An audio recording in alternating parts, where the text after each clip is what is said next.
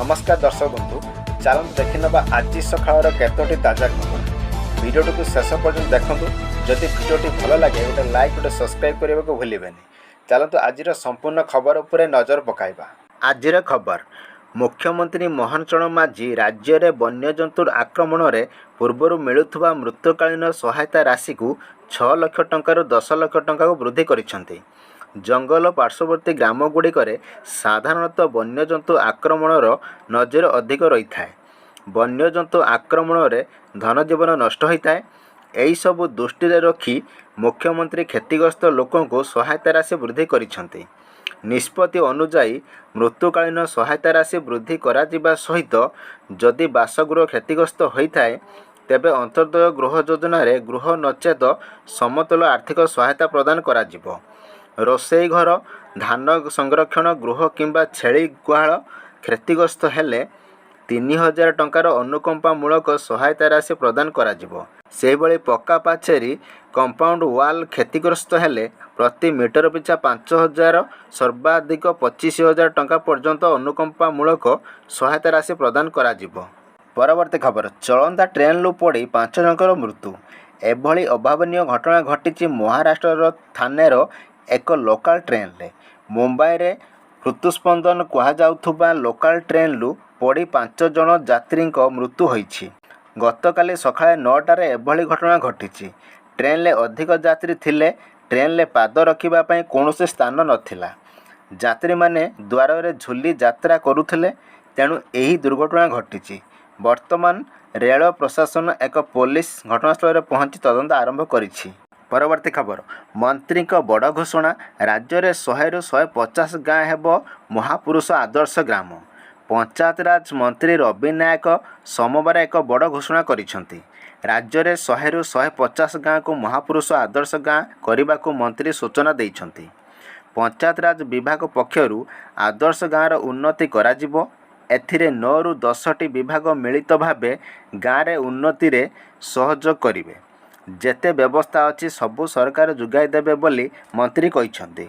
सरकार पक्षरु एने प्रक्रिया आरंभ होईछि।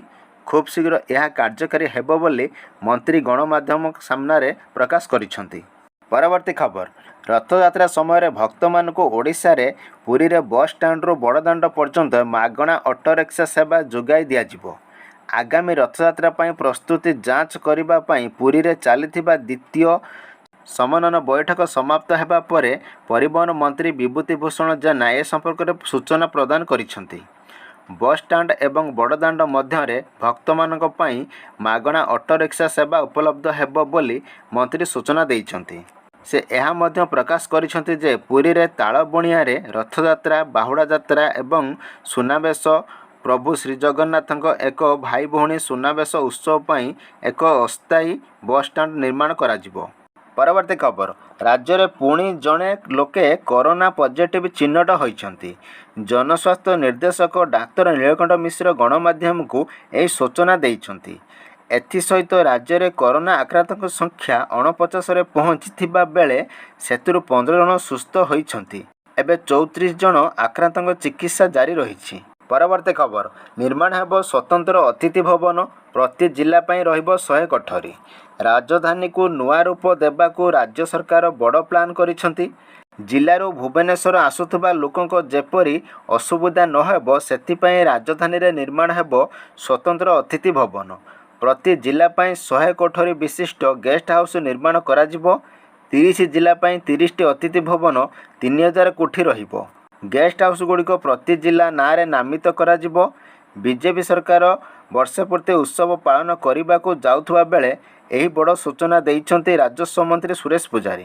परवर्ती खबर पुणी कटक बारवाटी रे खेला जिवो मैच। साउथ आफ्रिका विपक्ष प्रथम T20 मैच पई घोषणा कला बीसीसीआई। ओडिशा क्रिकेट फैंस को पई खुशी खबर बारवाटी रे हेबो T20 मैच। आसंता डिसेम्बर मास 9 तारिख रे बारवाटी स्टाडियम रे खेला जिवो भारत बनाम दक्षिण आफ्रिका T20 मैच। एने बीसीसीआई पूर्वरु एसीए सूचना दे सारिथिबा बेले गतकाली विधिवत भाव खेल सूची प्रकाश करिछि। ଆସନ୍ତା ନଭେମ୍ବର ମାସରୁ ଦକ୍ଷିଣ ଆଫ୍ରିକା ଟିମ୍ ଭାରତ ଟୁର୍ରେ ଆସିବାକୁ ଥିବା ବେଳେ ଏହି ଟୁର୍ରେ ଉଭୟ ଟିମ୍ ମଧ୍ୟରେ 2ଟି ଟେଷ୍ଟ, 3ଟି ଦିନିକିଆ ଓ 5ଟି ଟି-20 ମ୍ୟାଚ୍ ବିଶିଷ୍ଟ ଏକ ସିରିଜ୍ ଆୟୋଜନ ହେବ।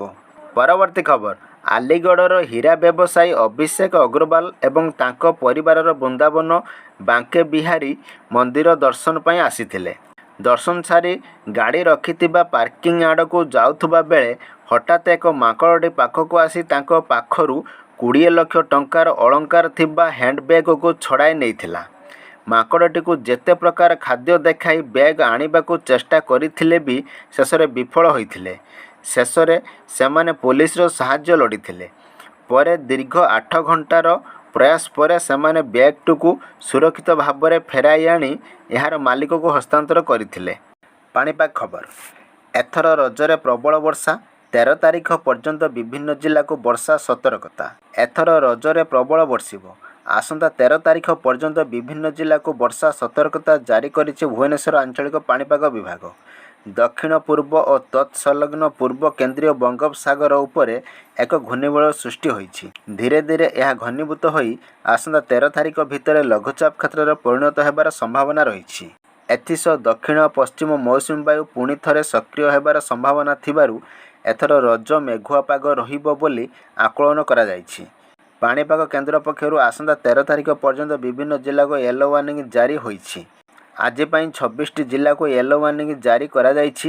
ବିଭିନ୍ନ ସ୍ଥାନରେ କାଳବୈଶାଖୀ ପ୍ରଭାବର ଘଡ଼ଘଡ଼ି ସହ ବର୍ଷା ହେବା ନେଇ ସତର୍କତା କରାଯାଇଛି।